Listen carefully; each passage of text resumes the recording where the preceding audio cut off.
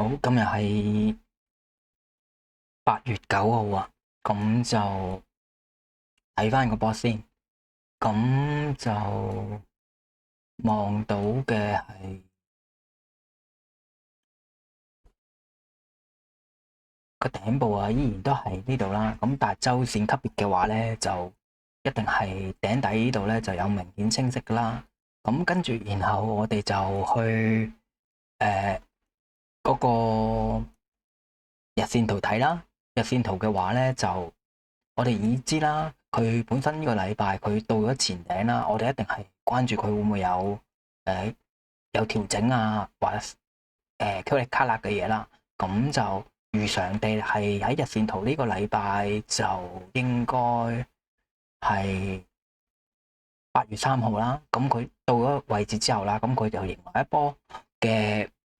調整啦。咁我哋驟眼喺當刻嘅開波之前咧，咁佢應該係初有呢個兩個底嘅。咁所以喺我哋嗰個原本如果喺較細 time frame 嘅話，就應該會喺呢度會留意佢會唔會有啲反轉啦。咁然後就係去4小時嘅級別去睇嘅話咧，咁我哋會留意到啦。咁已知呢度係頂底嗰啲關鍵位置附近啊，咁佢嚟到快斷到咧係明顯嘅，呢度係有頂部嘅。咁佢曾經就上過去啦，就洗一洗咗之後啦，咁佢落翻嚟呢度。但係佢嚟到呢度咧，喺禮拜四咧，呢度係咪禮拜四？睇下先，係啦，佢禮拜四呢度啦。咁佢係喺凌晨咧，咁佢跟住禮拜五啦，禮拜四睇下先，係禮拜四呢度咧，佢開始就一棍拗咗落嚟。咁最初面咧，最初咧呢度係有一個升上去嘅換手位置嘅。咁呢個咧，佢同佢如果呢度係底部啦，底部啦，呢度係有一個關鍵嘅位置，就係佢掹落嚟，有心撞爆呢啲底部啦，洗咗佢之後啦，跟住撞一撞呢度，呢度都係個轉捩點啦，換手位置。但係佢冇喺度停，佢嚟到呢度停咧，個原因係因為佢唔係落得太深，佢係正咧，佢喺呢個位置度啦，嚟到呢啲隔蝕位置啦。咁我哋會睇到啦，如果爆發點係喺呢個係已知嘅頂部啦，或者係呢度頂部啦、前頂啦，咁佢呢度頂一頂向上爆，跟住再回一回，再向上爆。咁佢嘅發力點嘅應該係呢度位置啦。佢個目的就係衝上去挑戰嘅前頂啊嘛，即係呢個位置啦，或者呢啲頂住嘅位置啦。咁跟住然後我哋會睇到啦，如果呢段係一段最近波段嘅發力點啦，咁另外就係呢個係大圖嘅。咁另外就係佢最近期嘅就係啲頂底互換，就係應該喺呢度啦，頂啦，頂住啦，頂上去掹落嚟再去嘅。咁即係話，如果喺4小時大圖嘅話，日線就係呢度開始發力。4小時嘅話咧，我哋會快斷到係呢段明顯嘅有力度啦嘅力水去崩上去挑戰呢啲啦，跟住挑戰，跟住我哋會見到啦，呢度曾經挑戰一次停住掹落嚟，跌唔到落去，跟住開始有2B 又好，閃電又好，即係上下洗啦，跟住然後喺呢度崩上去，個發力點就喺呢度，呢度係一個明顯嘅，佢就係掹落嚟停一停飛上去呢度。咁所以佢個交匯處就係呢啲突破回測，佢最終就會嚟到呢度啦，跟住然後就係最近波段啦，618附近啦，所以佢嚟到呢度亦都係呢個換手衝上去嘅關鍵位置啦，亦都係打爆咗呢個橫行嘅區間啊，做咗個少少嘅突破上去啦，未有回調嘅。咁佢回到落嚟呢度啦，呢個位置亦都係我哋而家望到啦，亦都係618嘅 area 啦，咁亦都係呢個橫行嘅1:1附近啦，即係佢可以係落深啲嘅，亦都可以嚟到呢啲位置咧，落一落去再升上去。而家佢就係行緊日線大圖嘅突破啦，回測繼續挑戰向上啦。咁如果係咁嘅話咧，咁佢可以嘅係呢度頂住咗啦，開市收市之後，佢喺呢度掹翻上嚟啦。咁跟住，然後佢亦都可以係回一波啦，回一波落嚟呢度啦。跟住再，如果係慢啲回調嘅話，就可以向上繼續發展啦，挑戰再突破上面啦。佢亦都可以落翻嚟呢度嘅。佢落翻嚟呢度咧，就會變成咧成個橫行就拉大咗，佢變成呢啲底底頂頂，繼續喺度盤整，然後再繼續上。咁呢個都可以係做合理嘅嗰個軌跡嘅。咁問題就係視乎，如果呢度係底部，呢度係頂部，佢咁樣衝上嚟，佢要麼就係喺中軸呢度回上去啦，繼續挑戰啲頂啊頂啊頂，要麼佢就踩翻落嚟呢度啦，減速，跟住繼續行呢個震盪再上咧，或者係洗一洗再上都可以嘅，即係佢可以嚟翻呢啲位置再上都可以嘅。咁如果佢落到嚟咁深嘅話咧，呢度嘅話，咁佢就係呢段嘅日線嘅呢段，而唔係頭先4小時呢段發力啦，喺度成段嘅日線呢段嘅靚回調啦，可能係呢段成段嘅靚回調嘅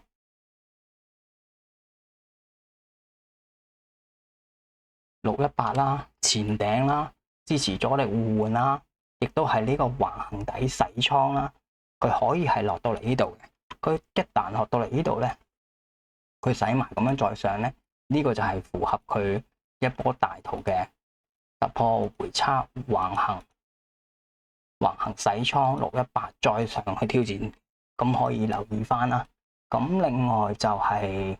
較大 time frame 嘅，就可能係15分鐘啊、30分鐘就可以留意翻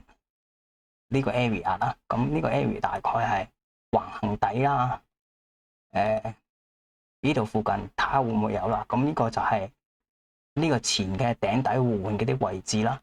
咁然後就係美金啦，美金我哋會睇到啦，周線級別嘅話就係美金嘅話咧，就係佢本身係呢個大嘅橫行突破啦，呢啲位置跟住掹上去呢度，但係佢後尾而家就抽翻落嚟啦。咁值得注意嘅就係，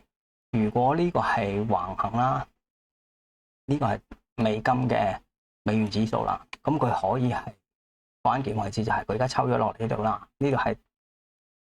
發力點啦、頂啦、頂啦、底啦、底，佢可以係變成橫行嘅。咁佢可以橫行之餘咧，佢亦都可以抽翻落嚟呢度，繼續向下打。個關鍵位置就係喺佢睇下佢呢度收唔收得住啦。如果佢收得住，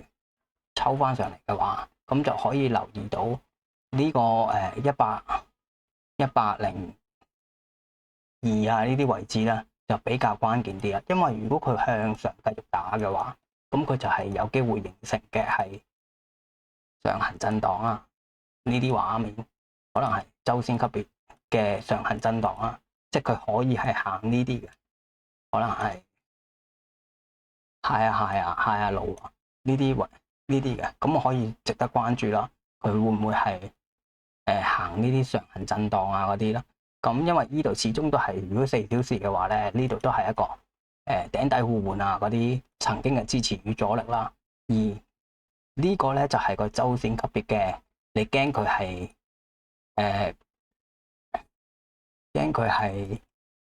上面係2B 啦，即係呢啲位置2B 啦。咁佢可能快斷翻嘅話，我哋咧就係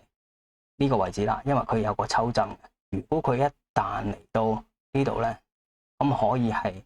嚟到呢啲位置，跟住再向下抽嘅，因為上面有做頭嘅，即係有做嗰啲頂部啦。咁就睇下佢會唔會係，因為始終呢段嘢落嚟都幾大力嘅，咁就可以留意翻啦。咁變相即係話佢可能有機會喺度行得住啦，跟住由呢度可能有少少嘅反彈，嚟到呢啲位置要注意啦。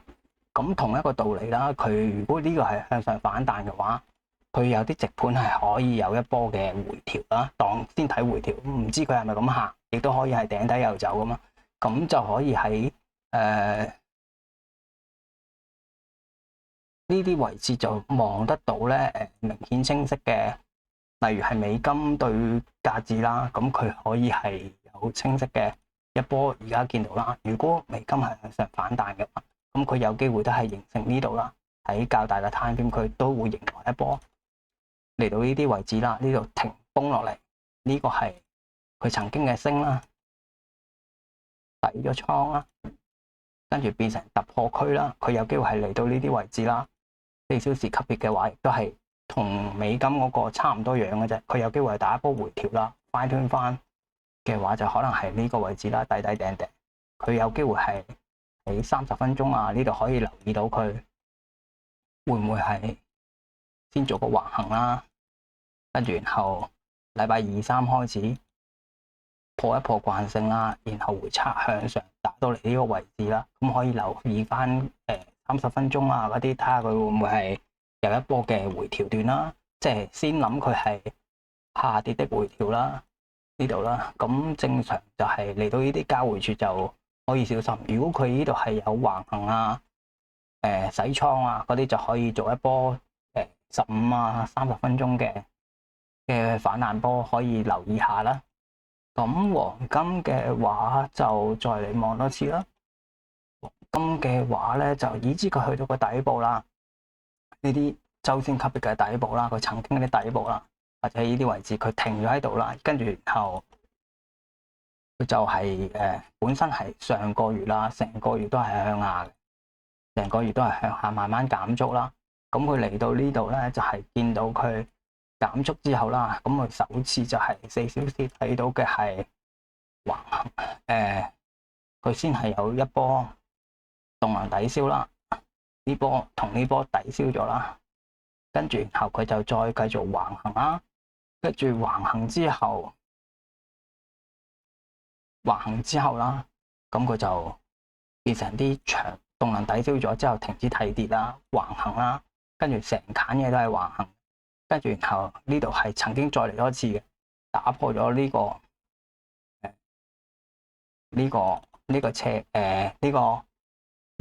下行震盪嘅格局啦。跟住，然後呢度第一次破慣性啦，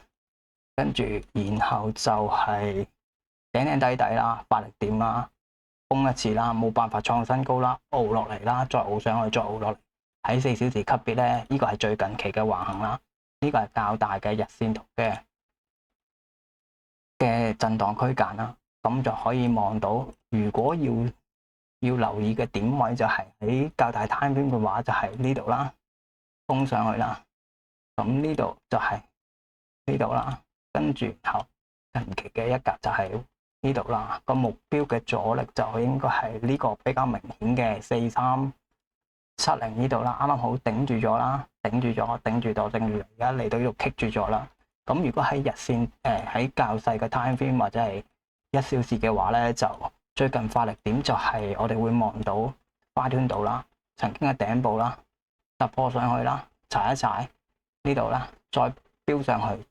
撞阻力啦，跟住然後佢而家係做啲較淺嘅回調啦，咁跟住然後就係呢度啦，或者係可以咁講，依家係俾呢個發力點去頂住咗啦。咁佢有條件係慢慢回落啦，咁佢回落嘅可以係嚟到呢個位置，呢個位置同時亦都係呢個頂部啦，呢度曾經有驗證過啊，踩過一次嘅，咁亦都係呢個嘅明顯嘅發力點啦，呢度係有心衝破佢呢度嘅，所以呢個價格嚟到大概4300呢個位置咧，係可以值得留意，佢會唔會係回調落嚟啦？咁跟住然後就係再嚟咗一波